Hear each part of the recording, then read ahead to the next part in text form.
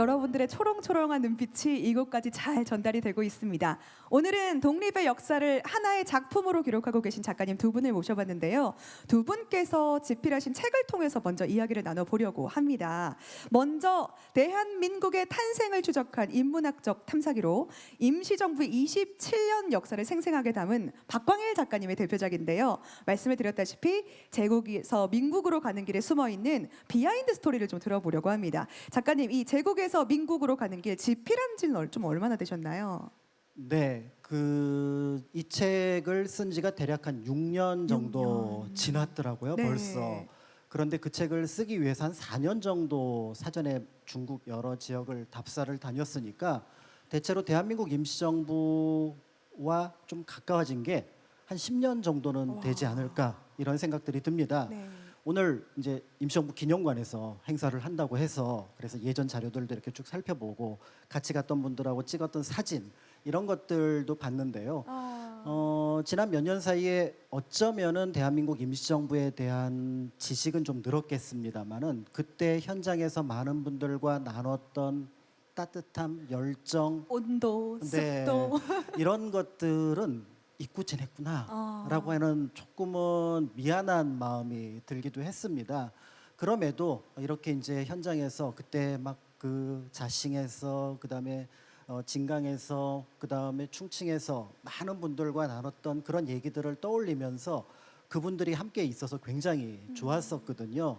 그렇기 때문에 그렇게 같이 동행했던 분들과 오랫동안 함께한 이 임시정부 한 10년 동안 같이 했더니 어쩌면 내 몸의 일부가 아닐까 이런 생각이 들기도 해서 오늘 임시의정원 홀에 행사에 너무너무 반갑게 쫓아왔습니다. 아우, 감사합니다. 네. 임시정부는 내 몸의 일부처럼 생각된다. 이 문장 하나만으로도요. 역사에 대한 작가님의 진심이 고스란히 느껴지는 것 같습니다. 작가님께서 처음 집필을 해야겠다고 마음먹게 된 그 계기가 있었을까요? 제가 이제 역사 전공이니까 사실은 네. 이제 대학 다닐 때 근현대사, 독립운동사 배웁니다. 그런데 사회에 나와서 사람들하고 대한민국 임시정부 얘기를 하니까 약간 유니콘 같은 거예요. 알기는 다 알아요. 대한민국 임시정부 다 아는데 막상 어떻게 생겼냐고 물어보면 묘사를 못하는 유니콘처럼 네. 실제로 대한민국 임시정부가 어떤 역할을 했는지를 많은 분들이 잘 모르시고 계셨고 그분들이 모르는데 저 역시 설명을 못 하겠더라고요. 그래서 기억을 떠올려 봤더니 국사책에 대한민국 임시정부에 대한 기록이 이렇게 나옵니다. 19년에 임시정부 수립, 그다음에 9월 달에 통합 정부 수립, 32년에 윤봉길 의사 의거, 그다음에 40년에 광복군, 45년 황국. 지금 방금 말씀하셨던 뭔가 띄엄띄엄 있는데 이어지지가 않는 그런 부분들이 있었던 거죠. 그런데 이제 자료를 쭉 살펴보다 보니까 1919년 우리 역사에서 잊을 수 없는 사건인 3.1 운동이 있고 네. 그때 대한 독립 만세를 외치면서 사람들이 거리를 막 뛰쳐나갔거든요. 그때랑 똑같은 구호가 27년 뒤에 광복 때 대한 독립 만세로 나갑니다. 그렇죠. 이 두 사건은 서로 연결되어 있다고 할 때 이 둘을 연결해 주는 것이 대한민국 임시정부일 텐데 혹시 다른 방법은 없을까? 그러니까 시간으로는 띄엄띄엄 떨어져 있는데 가만히 보니까 상해에서부터 시작해갖고 충칭으로 돌아올 때까지는 단 하루도 비는 일정들이 없습니다. 그렇다면 공간으로 따라가 보자. 공간. 그러면 그 시간에 모자랐던 부분들이 채워지지 않을까라는 생각을 하게 되면서 그래서 시간을 공간으로 바꾸는 작업으로 27년의 역사를 제국에서 민국으로 가는 길이라는 답사기 형식으로 책을 냈던 것 같습니다.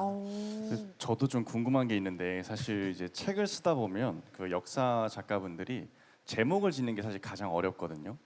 왜냐하면 그 제목에서는 이제 내용의 어떤 함축적인 의미도 담아야 되고 사실 제목을 되게 여러 번 바꿔요. 그래서 저는 개인적으로 궁금한 게 작가로서 그 이 제국에서 민국으로 가는 길이라는 이 책 제목을 또 어떻게 고르게 되셨는지 그 과정이 좀 궁금합니다. 네, 그 대한민국 임시정부 역사를 공부할 때 뭐 많은 분들이 감격적인 장면들이 있을 것 같은데요. 저는 1919년 4월 11일 전날, 그러니까 임시헌장을 발표하기 전에 대한민국이라는 낱말이 지구에 처음으로 등장했던 때입니다. 그러니까 우리는 너무나 익숙한 지금 대한민국이라는 낱말이 그게 지구상에 처음 등장을 했습니다. 임시정부를 정했는데 나라 이름을 못 정한 거예요. 뭐 조선도 있고 고려도 있으니까. 그런데 그때 신성우 선생이 빼앗긴 게 대한이니까 찾을 나라도 대한으로 합시다. 그래서 대한을 그대로 이어가고 민국을 이전과 다르게 썼습니다. 그러니까 대한은 앞과 뒤가 연결이 되는데 제국과 민국은 서로 다르겠고요. 그 민국의 의미는 여러 자료를 통해서 보면은 이게 공화국으로서 또 민주국가로서의 국가였다라는 점에서 그렇다면은 대한민국 임시정부가 걸어갔던 이 여정이 1919년 4월 11일 선언하고 이제 이거를 향해서 실천해서 나아가는 길이니까 그러면 저도 그 길을 쫓아갔잖아요. 그럼 그게 제국이었던 대한제국에서 이제 현재의 대한민국으로 만들어가는 길이 아닐까 이 생각을 하게 됐던 거죠. 그런데 책 제목을 이제 수십 개를 해놓고 여러분들한테 여쭤보니까 제국에서 민국으로 가는 길이 너무 밋밋하거나 너무 형식적이지 않습니까?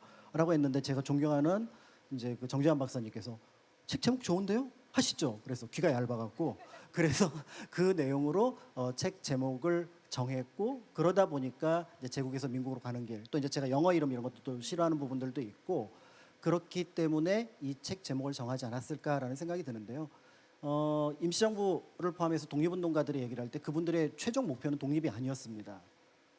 민주공화정 국가를 건설하는 거였거든요. 네. 그렇기 때문에 이 책 제목이 그런 어떤 여정도 잘 소개해 줄 수 있지 않을까라는 생각으로 정하게 됐습니다. 오, 근데요, 3.1운동을 계기로 제국의 시대에서 민국의 시대를 선포하면서 출범한 대한민국 임시정부의 이야기를 담은 책이니만큼 이보다 더 간결하고 직관적인 제목은 없지 않을까 싶어요. 감사합니다. 꼭 읽어보도록 하겠습니다. 네. 그럼 작가님께서 이 책을 쓰실 때요, 제일 많이 참고한 문헌이 있었을 것 같은데요. 네, 대한민국 임시정부에서 가장 중요한 인물을 꼽으라면 아마 백범 김구 선생을 그렇죠. 꼽을 수 있을 것 같고요. 그렇기 때문에 백범 일지를 가장 이제 기본적으로 참고를 했습니다. 다만 이제 저는 또 저 나름의 길을 가는 거였고 그래서 이제 많은 책, 논문 이런 것들을 이제 검토를 했는데요. 이때 이제 살짝 조심한 부분이 하나가 있습니다. 제가 책을 쓰기 전까지는 임시정부의 여정은 김구 선생님의 발걸음이었습니다. 네. 그래서 임시정부 이퀄 김구 이 등식을 살짝 피하려고 했었는데 결코 김구 선생을 과소평가해서는 아니고요. 사실은 대한민국 임시정부에 굉장히 많은 여러 독립운동가가 계시니까 그분들을 좀 부각시켰으면 좋겠다 이런 생각들을 하게 됐던 거고요.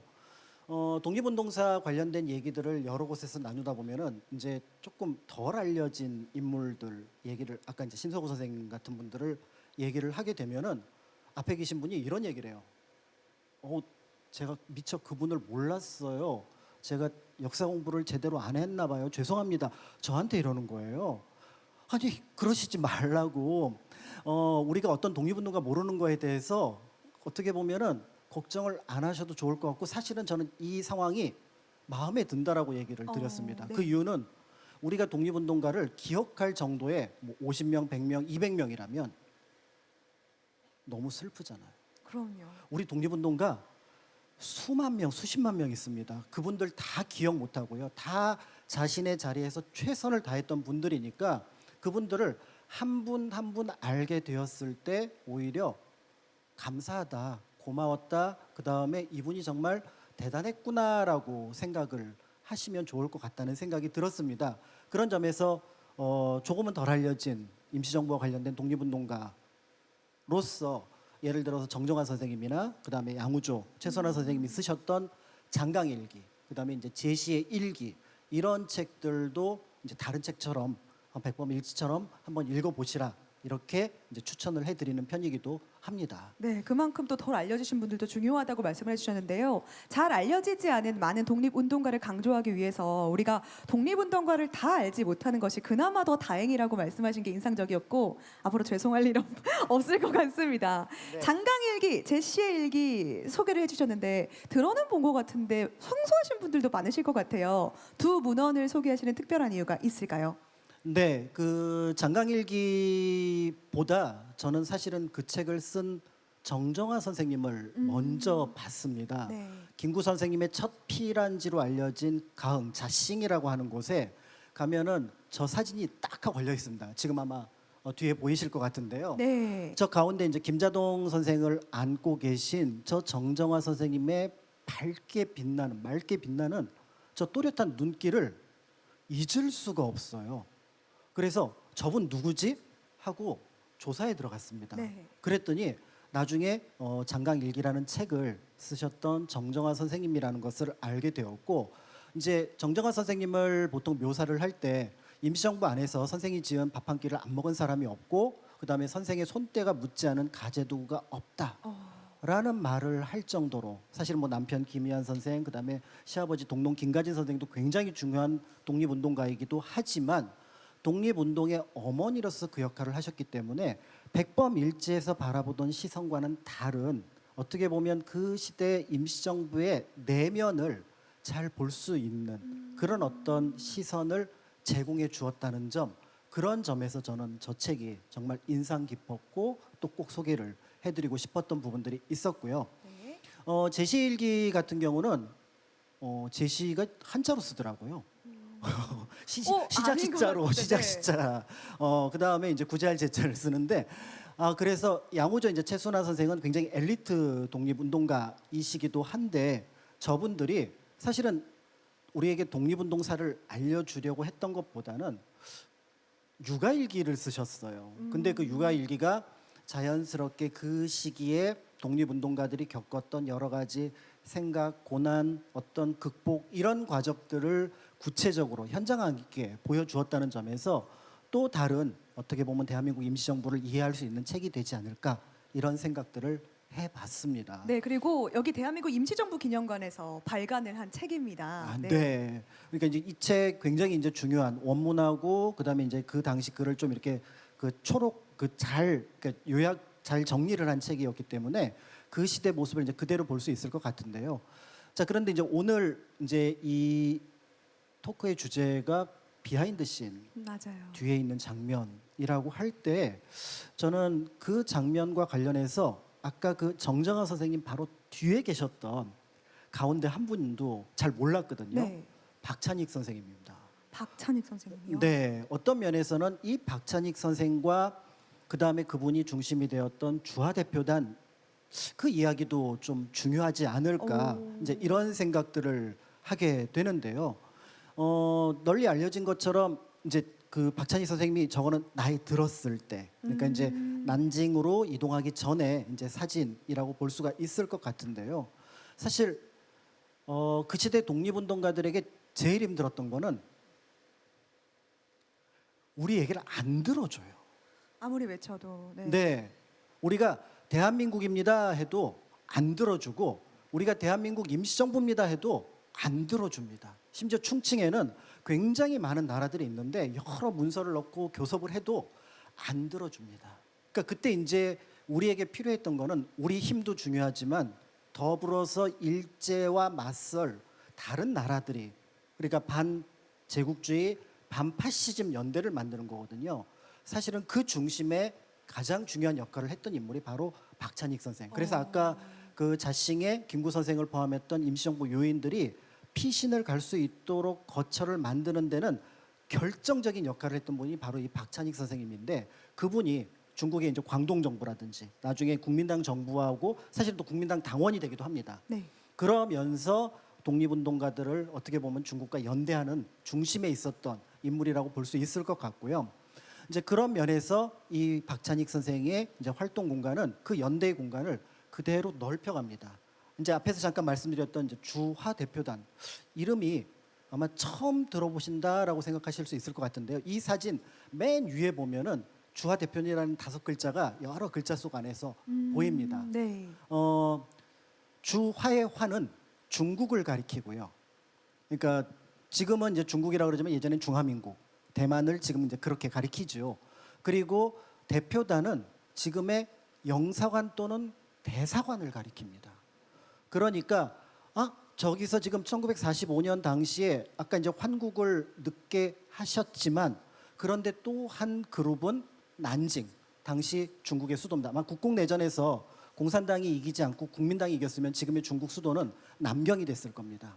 그러니까 거기로 가서 외교부의 활동을 했다는 얘기고요. 그 외교부의 활동을 했다는 얘기는 두 가지 조건이 필요합니다. 하나는 우리가 대표단을 파견해야 되지만 하나는 중국 정부에서 인정을 해야 되는 거고요. 그런데 그게 왜 필요했냐면 광복 이후에 수백만의 주중 교포들이 현장에 머물 때 국내로 들어올 때 여러 가지 서류가 필요하고요. 또 많이 잡혀갔던 어떻게 보면은 그 청년들, 한국 청년들 중에 일본 포로로 오인돼서 위험에 빠질 수 있는 인물들이 있었거든요. 네. 그러면 그 인물들을 또 구하는 인물들 이런 것들을 할 수 있었기 때문에 그런 중심에 박찬익 선생 그리고 주화 대표단이 있었다라고 생각하면 좋을 것 같고요.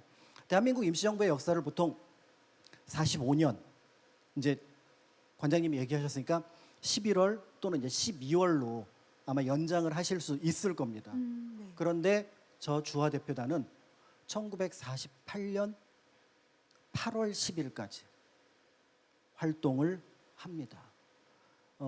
독립기념관 가면은 큰 태극기가 하나 걸려 있습니다. 그 태극기도 45년을 넘어서 광복군이 만들어 놓은 태극기거든요.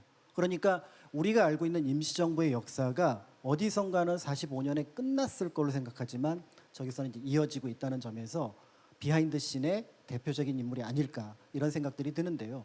아마 이제 박찬익 선생님은 잘 몰라도 박찬익 선생님의 아드님 성함을 들으면 아나운서님도 기억을 하실 것 같습니다. 박영준. 박영준 신순호 부부 맞죠? 맞습니다. 오, 제가 이거 저번 이야기 공연 때 제가 자랑스럽게 소개를 했습니다. 저도 배워가는 게 있네요. 주례가 네. 김구 선생님. 광복군 부부로 저희가 소개를 했었거든요. 그러니까요. 맞아요. 김구 네. 선생님께서 주례하셨다고. 저기 청첩장 보면은 우리가 알고 있는 독립운동가들 이름이 쫙 다 적혀 있거든요. 그러니까 그런 면에서 이 박찬익 선생님을 통해서 또 우리가 몰랐던 임시정부의 또 다른 장면들을 만날 수 있을 거라는 점에서 비하인드 씬의 네. 대표적인 인물이 아닐까. 그야말로 비하인드 씬 뒷이야기네요. 박찬익 선생님의 아드님이셨구나. 네. 여기도 대단하게도 가족 구성원이 전부 독립운동가네요. 맞습니다. 네. 그래서 그런 면에서 볼 때 이제 많은 분들이 이제 독립운동가로서 한번 이제 아버지가 독립운동가가 되면 자녀분들도 독립운동가로서 이제 활동을 하게 되었다라고 이제 보시면 될 것 같습니다. 네. 자, 그런 어떤 내용들을 이제 잠깐 이제 말씀을 드렸고요.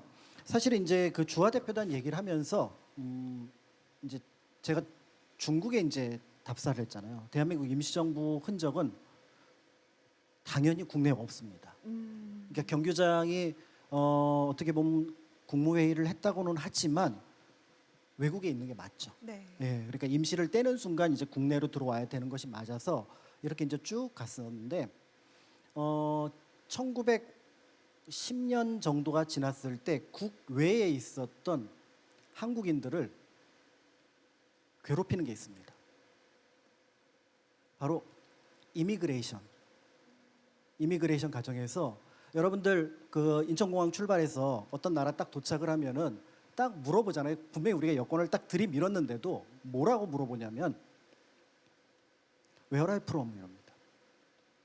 당신은 누굽니까? 이렇게 물어봅니다. 그러면 1910년 이전까지는 그래도 대한제국이 있으니까 저 대한제국 사람입니다. 조선인입니다. 이렇게 얘기를 할 수 있었을 거예요. 그런데 1910년 이후에 한인들은 어떻게 대답을 했을까? 그게 너무 궁금했던 거예요. 특히 국외에서 활동을 정말 많이 했던 도산 안창호 선생님. 사실은 도산 안창호 선생님은 대한제국 1902년 그러니까 여권이라고 할 수 있는 집조를 가지고 있었습니다. 네. 근데 그 집조를 1911년에도 미국 들어갈 때 들이밀고요. 그리고 1917년에는 멕시코에서 나중에 미국으로 들어갈 때 노갈레스에서 또 그거를 들이밀기도 했습니다. 그런 면에서 우리는 지금 너무나 당연하게 이제 외국 나갈 때 여권 들이밀고 저는 한국인입니다. 자랑스럽게 얘기를 했지만 그 당시 독립운동가들이 느꼈을 그 상실감 이런 것들을 생각해 볼 수 있는 것도 이 주화 대표단에서 연결되는 부분이 아닐까 이런 생각들이 들기도 합니다. 자, 그런 어떤 것들하고 이제 연결해서 보면은 사실 이제 주화대표단 많이 알려지진 않았지만 남경에 가면은 그 건물터가 이제 일부 남아 있는데요. 거기 제가 찾아갔을 때 일단 남경 쪽에서도 여기가 좀 떨어져 있는 곳이다 보니까 잘 안 가시더라고요. 네, 사진으로 이렇게 보이네요. 네, 그리고 거기 가서 보면은 표지에 뭐라고 되어 있냐면은 김구 선생 활동하던 곳이라는 것이 있고 주화대표단이라는 표석은 없습니다.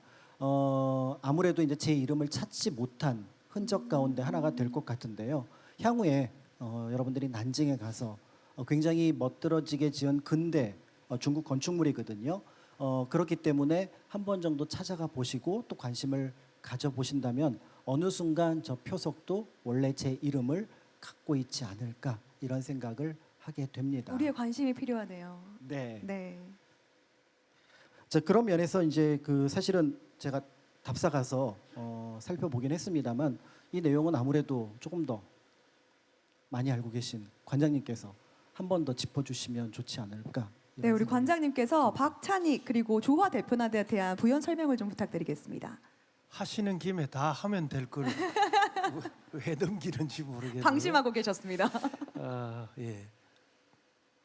참 다양한 주제가 될 수도 있는데요. 주화 대표단은 주화 대표단 이야기고 또 박찬익이라는 인물은 또 박찬익이라는 인물이 있는데 지금 말씀하신 것처럼 임시정부에도 여러 분야의 최고 전문가들이 따로 있습니다. 예컨대 법률 만드는 헌법을 제정하고 5번 이제 개정을 하잖아요. 그럴 때 보면 조소왕 선생이 가장 최고의 역할을 합니다. 그런데 외교 문제에 있어서는 이 민피로 박찬익으로 이어지는 이 또 대가 있어요. 물론 충칭 시절에 조소왕 선생이 외교부장을 하기도 합니다만, 그러니까 박찬익 선생은 이 중국에 대한 중국 정부와 오가는 외교 관계에 제일 선두에 있었던 분이다, 이렇게 이야기를 드릴 수 있고, 그 앞 세대는 민피로 선생이 주로 그 일을 맡았지요. 그런데 이 박찬익 선생은 기본 바탕, 우리가 늘 말할 때 기본, 요즘 뭐 베이스라 하나요? 그분이 갖고 있었던 기본 이념, 신념, 이것은 민족 종교, 대종교를 바탕에 깔고 있는 사람입니다. 주화대표단하고는 거리가 조금 있지만 그래도 박찬익이라는 분을 이해하려면 대종교라는 이야기를 살짝 하고 넘어가야 될 것 같아요. 일본이 전 세계의 수많은 제국주의 국가 중에서 유달리 갖고 있는 특별한 통치 정책이 뭐냐 하면 민족 말살 정책이라는 겁니다. 반대로 인도를 통치하는 영국은 인도 사람들에게 인도 사람들의 역사를 왜곡하거나 인도 사람들의 종교를 없애거나 인도 사람들의 말과 글을 없애거나 그러지는 않습니다. 그런데 일본은 우리들에게 말과 글, 역사, 종교를 말살하려고 합니다. 이게 민족 말살 정책입니다. 그렇게 하여 민족의 정체성이 무너지면 지금은 없는 유구라는 나라처럼 오키나와가 다시는 유구라는 나라로 독립을 하고 싶어도 할 수 없는 가장 큰 요인은 그들의 정체성을 잃었기 때문인데, 일본이 노린 것은 바로 영원한 일본 국가, 그렇게 만들고 싶어서 민족 정체성을 말살하려고 하는 것이죠. 그 제1번 순서로 민족 종교를 말살하려고 합니다. 1910년에 나라 빼앗자마자 14년에 포교 규칙이라는 게 나오는데 제일 먼저 타겟이 대종교입니다. 대종교의 종교하는 것은 우리 일반 이야기하는 종교의 종자가 아니라 거기 앞에 사람 인변이 붙어요. 대종의 교, 이런 뜻입니다. 대종교가 아니라 대종의 교. 이 큰 인물 대종이 누구냐면 단군이에요. 이건 이제 왜 그렇게 됐냐면 1910년에 나라를 잃는다. 그런데 나라를 다시 되찾으려고 한다면 무언가 근거가 필요해요. 핵. 비가 내릴 때도 핵이 있어야 물방울이 만들어지고 비가 내리듯이 그 핵이 있어야 되겠는데 그 핵이 우리의 종교요, 우리의 시조 신앙이요. 우리들의 말과 글이다. 말과 글로 보신 분들은 주시경 선생의 길로 가는 거예요. 주시경 선생이 앞장서는 거예요. 박은식 신채호 선생은 역사를 바로잡아야 한다 가는 거거든요. 그처럼 이 대종교라고 하는 것도 이 민족 신앙을 지키고 있어야만 민족이 국가를 되찾을 수 있겠다 하여 이제 나온 종교니까, 그래서 박찬익 선생은 이 대종교에 굉장히 심취하신 분이에요. 그래서 민족 문제에 어떤 분보다 더 강한 의식을 갖고 있는 분이었죠.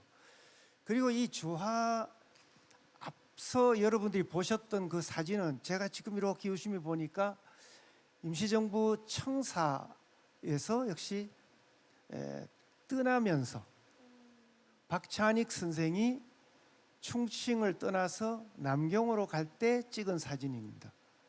그래서 28년 이렇게 적힌 거 보면 1946년 4월인데 1945년 11월 3일 날 임시정부 요인들이 충칭을 출발하고 그 다음에 그 자리에 주화 대표부가 남습니다. 주화라고 하는 것은 말씀하셨던 대로 중국 외교 대표부인 셈입니다. 이분들이 거기에 남아 있다가 이제 중국 정부가, 장제스 중국 정부가 원래 이제 광동에서 시작해서 남경의 수도를 정했잖아요. 그리고 한 10년쯤 있다가 중일 전쟁이 나면 전시 수도로 충칭으로 옮긴 거잖아요. 그래서 삼국지 읽으신 분들은 다 알겠지만 파촉 가는 길, 그 총나라 땅으로 가는 그 오지로 장제스 정부가 이동을 해갖고 그 37년에 옮겨가면 그 다음에 이제 한 10년 정도 가까이 지내는 셈이죠. 그런데 그들이 충칭에서 일본이 패망한 뒤에, 즉 그들이 승전한 뒤에 수도를 다시 남경으로 돌아가는 거죠. 그렇게 되면 그 대표부도 자연스럽게 수도로 남경으로 옮겨가는 것이죠. 그런데 이 기관이 얼마나 중요한 기관이냐면 앞서 작가님도 그런 말씀을 하셨는데 중국에는 수백만 명의 동포들이 있습니다. 이분들이 국내로 가야 합니다. 또 가지 않아도 살아야 합니다.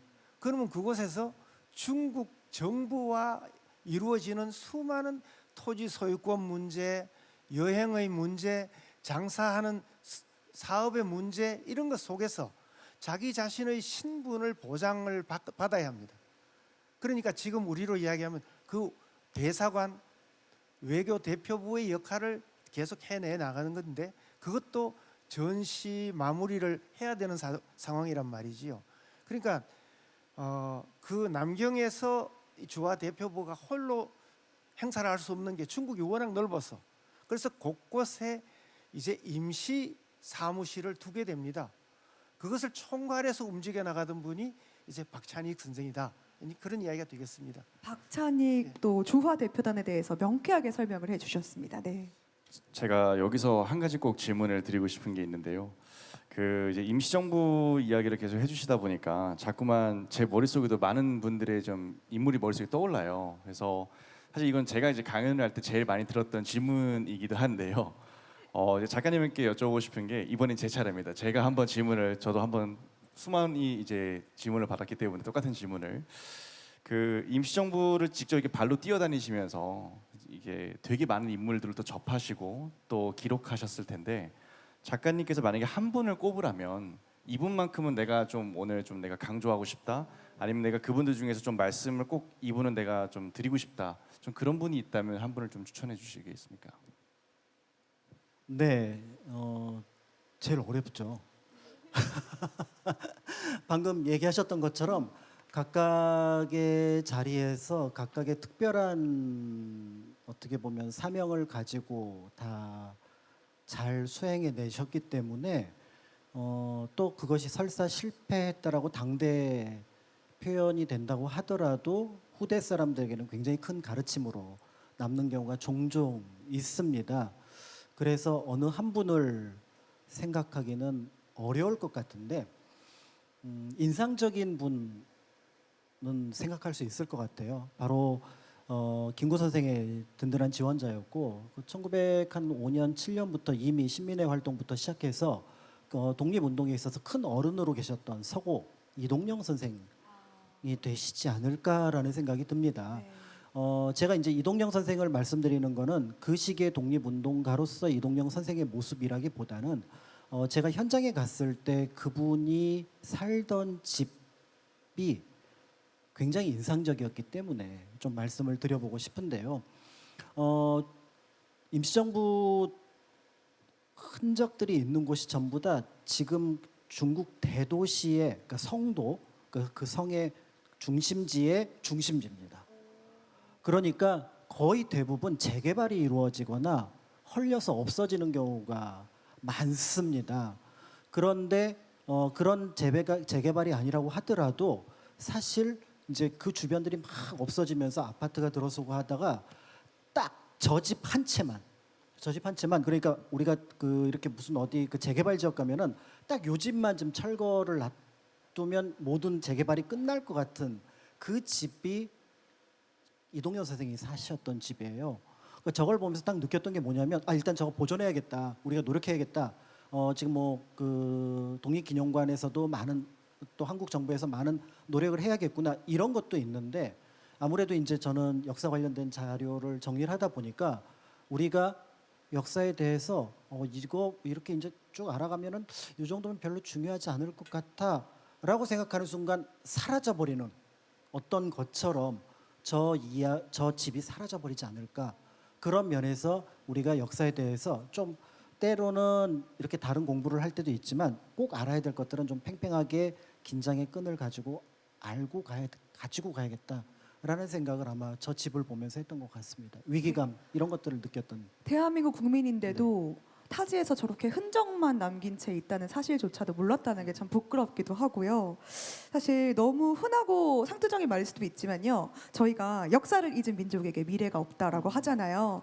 그 분위기를 느낄 수 있었고 역시 방관을 막기 위해서 작가님께서도 역사적인 사실을 전달하면서 항상 상기시켜 주셔서 굉장히 감사드립니다. 이 모든 걸 기행문 형식으로 풀다 보니까 어떻게 표현해야 더 기억에 남고 잘 전달이 될 수 있을지 표현법도 고민이 많으셨을 것 같은데 이와 관련한 이야기도 좀 전해주셨으면 좋겠습니다.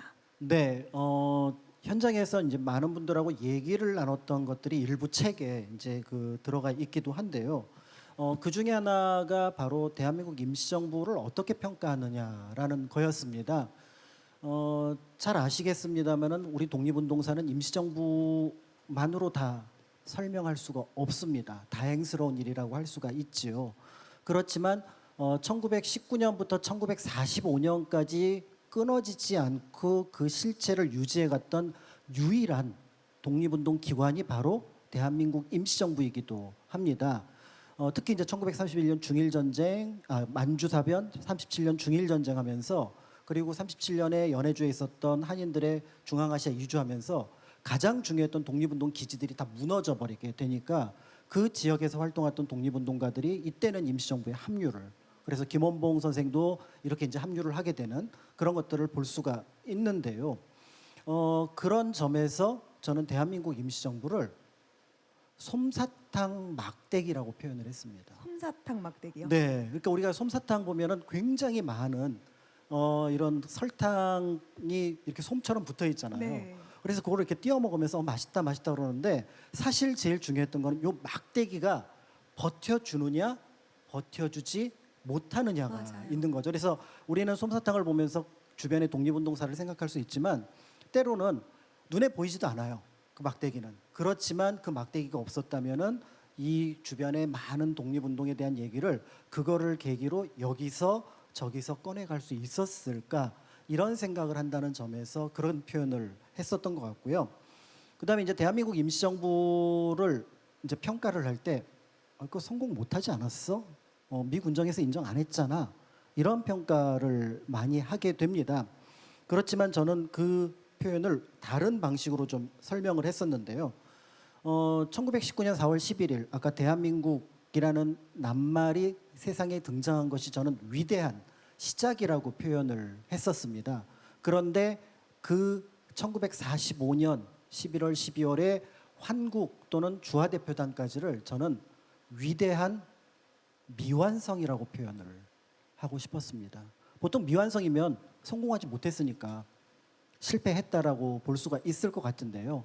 그때 그분들이 거기까지 만들어 놓고 어떻게 보면은 활동을 한 덕분에 우리는 그 미완성에서 미완성을 떼고 3년 뒤에 1945년에 대한민국을 만들어냈습니다. 만약에 그것을 실패라고 얘기를 하고 성공하지 못했다고 얘기한다면 아마 그거는 역사를 바라보는 눈은 아니지 않을까라는 생각을 들면서 그런 의미를 했고요. 더불어서 이 미완성에 완성시킬 몫은 후대인들에게 남아 있는 거죠. 짐작하시겠지만 우리는 그 완성을 다 한 것 같지는 않습니다. 왜냐하면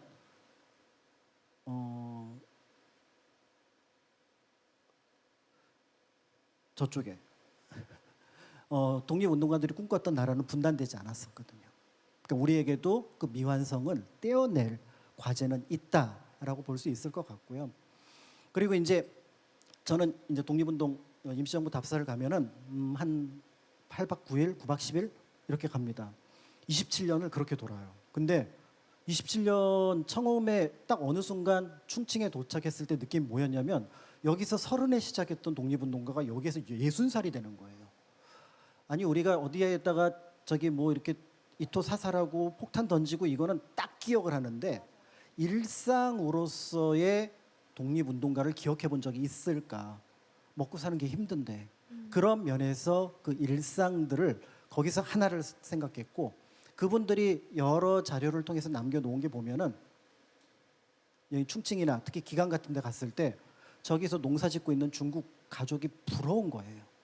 그러니까 그런 거 보면서 그냥 우리가 꿈꾸는 독립운동 그 거창한 게 아니라 저런 소소한 일상을 만들어가는 거라는 것. 그러니까 우리는 독립운동사 그럼 되게 거창한 것, 독립운동이라고 하면 되게 큰 어떤 상징을 가진 것처럼 보이지만 물론 그 끝에 큰 상징이 있지만 우리 평범한 사람들에게 주어지는 그 결과라고 하는 것은 지금 우리가 누리고 있는 것 같은 일하고 그다음에 가족들하고 밥 먹고 저녁에 산책하고 그다음에 숙제 있어서 막 머리 아프고 이런 어떤 일상이었을 것 같다라고 생각을 한다면 정말 평범한 일상. 그렇습니다. 그래서 그분들은 그걸 너무너무 부러워했었거든요. 네. 그 부러워했던 것들을 지금 우리가 누리고 있다. 이렇게 이제 생각을 해보면 그런 의미에서 저는 그 일상으로서의 독립운동이라는 것들도 다시 한번 생각을 해보게 되고요. 저게 이제 제가 찍은 두 장의 사진입니다. 그래서 한 장은 상해고 하나는 충칭인데요. 상해하고 충칭은 장강. 보통 우리가 양쯔강으로 얘기하지만 양쯔강은 보통 하류만을 가리키고 보통 중국에서는 장강이라는 표현을 쓰는데 장강의 상류가 중경이고 장강의 하류가 상해가 됩니다. 임시정부에서는 의도하진 않았지만 결국은 저 길을 따라서 계속 거슬러 올라갔어요. 보통 우리가 역사의 흐름을 강물의 흐름이라고 표현을 하게 되는데 어쩌면 그 흐름을 거슬러 올라가는 것은 굉장히 어렵습니다. 그냥 흘러가는 대로 내버려 두는 게 세상에서 제일 편하거든요. 네. 세상의 시류를 가만히 봐서 여기가 다수야. 그럼 여기에 그냥 몸을 싣는 게 편합니다. 그런데 임시정부 사람들이 생각할 땐 우리가 가야 할 길은 저 상류인 거예요. 그러려면 거슬러 올라가야 됩니다. 그 장강을 임시정부는 27년 동안 거슬러 올라갔고요. 그 위대한 미완성인 상태로 우리한테 토스하시고 그분들의 역사적 사명은 우리에게 넘겨졌다. 이런 생각들을 했던 것 같습니다. 네. 제가 잠깐 사진 본 김에 제가 중간에 지금 뛰어들어서 전쟁을 하자는 건 아니고요. 지금 왼쪽에 있는 상해 사진은 이제 황포탄이라는 그러니까 지금 말씀하신 장강이라는 게 쭉 내려오면 장강 마지막에 들어오는 지류가 있는데 그 지류가 황포탄입니다. 그 황포탄이 굽어서 흘러가게 되는 그 옛날 부두 앞에 프랑스 조개 쪽 방향에 1910년대에도 벌써 저런 건물이 있었거든요. 그러니까 예컨대 김구 선생 같은 분이 내려서 반대편 포동 쪽에 내려서 전마선을 타고 건너오거든요. 그럼 물 위에 저런 건물들을 보면 이 세상에 나와서 처음 본 거예요. 한국에서도 서울 도시 별로 안 살아본 일이 없는 김구 선생으로서는 저기 가서 기절할 만한 거예요. 그리고 그 앞에 있는 부두가 요즘 아주 관광지가 되어 있죠. 근데 왼쪽에 충칭을 제가 왜 지금 굳이 말씀드리려고 하면은요, 충칭은 저런 모습이 전혀 아니거든요. 오늘날의 충칭 갖고 생각하면 임시정부 요인들이 가 있을 때 충칭은 상상할 수가 없어요. 충칭은 어떻게 생겼느냐 하면 등이 아주 높은 거북등, 그래서 한번 생각해 보십시오. 아주 좁깃한 거북등처럼 생긴 게 한 덩어리의 바위입니다. 큰 바위 덩어리가 한 도시예요. 큰 바위 덩어리가 있으면 거기에 집을 어떻게 지었냐면 꼭 그 벌집 짓듯이, 그래서 한 채 짓고 그 위에 이렇게 나무 옮겨서 윗집 하나 짓고 벽에 딱딱딱딱 붙었어. 그래서 멀리서 바라보면 높은 거북등에 벌집이 쫙 붙어 있는 것 같아요. 그래서 밤에 보면은 고층산 건물이고 낮에 보면 그냥 바위에 벌집 붙여놓은 것 같아요. 그래서 이 안반 도시예요. 그래서 남쪽으로는 장강이 흘러가고 북쪽 양자강입니다. 북쪽으로는 가른강이라고 해서 자링장이라고 하는 강이 두 개가 합치는데 엄청난 속도로 굽이치면서 합치는 바람에 수천만 년 깎여서 이게 바위산이 된 거예요. 그 바위산이기 때문에 중국에는 옛날에, 요즘은 뭐 자동차가 많지만 30년 전에 중국 가면 자전거 도시입니다. 북경도 1000만 자전거가 움직이는 도시였습니다. 그런데 자전거 없는 도시가 저 충칭이에요. 충칭은 이 안반 도시이기 때문에 높낮이가 심해서, 그러면 누가 먹고 사느냐 하면 부두가 저 아래에 있는데 부두에서 내린 짐을 지고 저 위로 올라가야 집들이 있으니까 그걸 옮겨주는 사람들, 긴 방망이 하나를 메고 그것을 옮겨주는 사람들이 존재하는 겁니다. 그들이 이렇게 방망이 하나씩 들고 한 100명씩 서 있으면 겁날 정도죠. 그 충칭의 옛 모습은 그런 것인데 그곳에 임시정부가 천도를 했다. 중국 정부가 천도를 했다. 왜? 물이 그렇게 큰 강물이 합치니까 계속해서 안개가 솟아나요. 1년에 9개월을 안개 속에 있어요. 그래서 일본의 공습을 피할 수 있는 곳이다. 그리고 그러다 보니까 1년에 9개월을 안개 속에 사니까 폐결핵 환자가 너무 많습니다. 그래서 아시다시피 김구 선생의 큰아들도 그곳에서 폐결핵으로 돌아가시지요.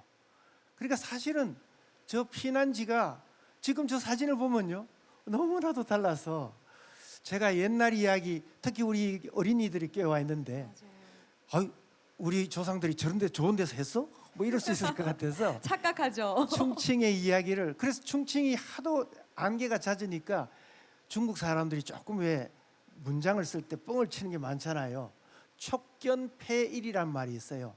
촉나라 개는 해만 나면 놀라서 짖는다 해서 촉견폐일이란 말이 있을 정도로 그렇습니다. 그래서 저곳에 이제 임시정부 청사를 이제 두었지만 지금 남아있는 청사는 4번째 청사예요.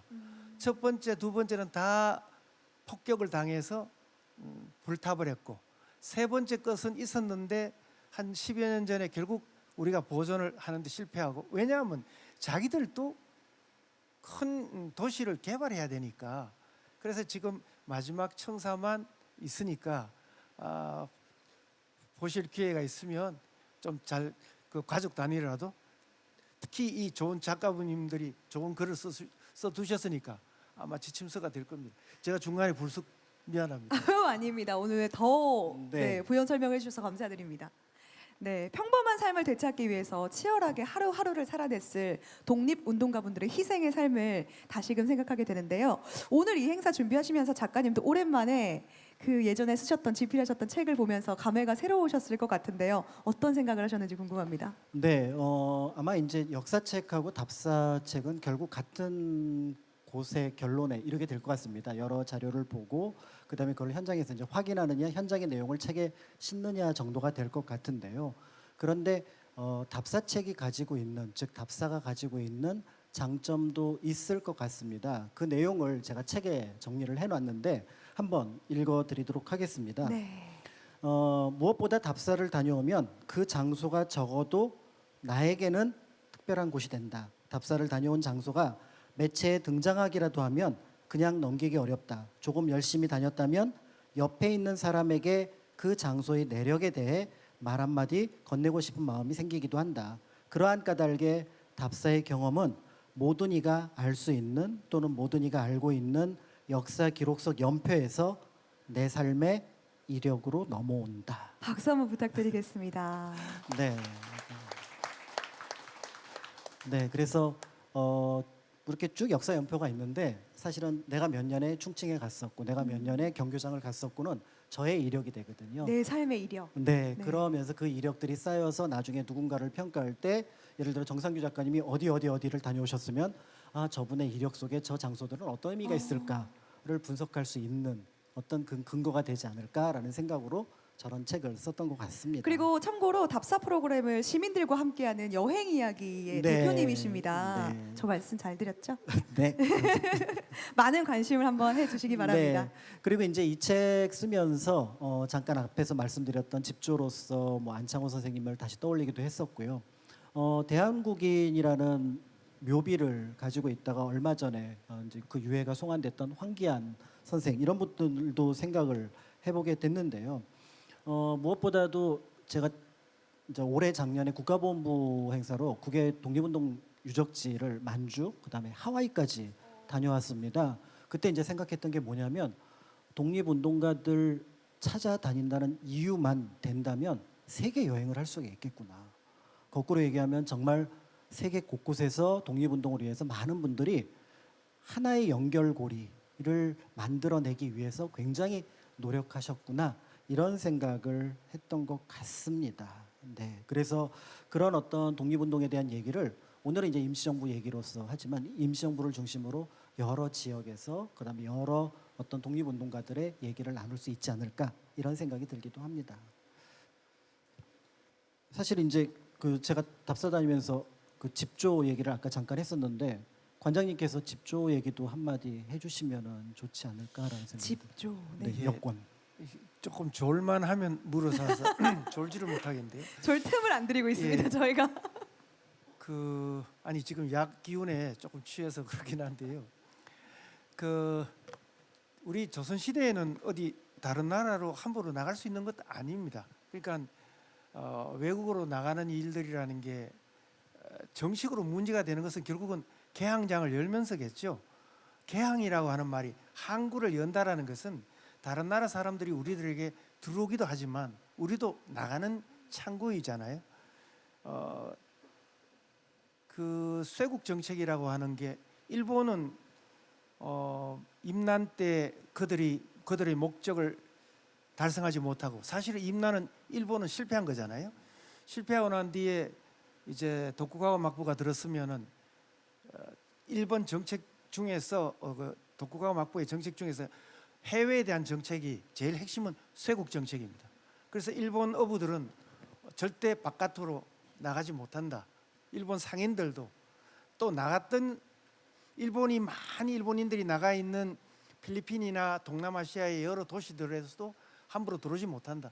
해서 막아버립니다. 그게 이제 쇄국 정책인데 어떤 나라든 전통시대에는 다 문을 닫고 있지요. 그런데 나간다고 해서 허가장을 해줘야 되는데 이 집조라는 말은 이제 중국에서 무슨 정명서, 허가서 이런 뜻이었고요. 우리도 이 집조라는 것이 이 개화 시기에 이제 처음 만들어지게 되죠. 왜냐하면 개항을 했으니까 외국 사람도 우리 땅으로 들어와서 여행할 수 있고 또 우리나라 사람도 밖으로 나갈 때는 이제 이걸 받아서 나가야 되니까 처음에 이게 집조였는데 이게 우리는 지금 여권이라고 하죠.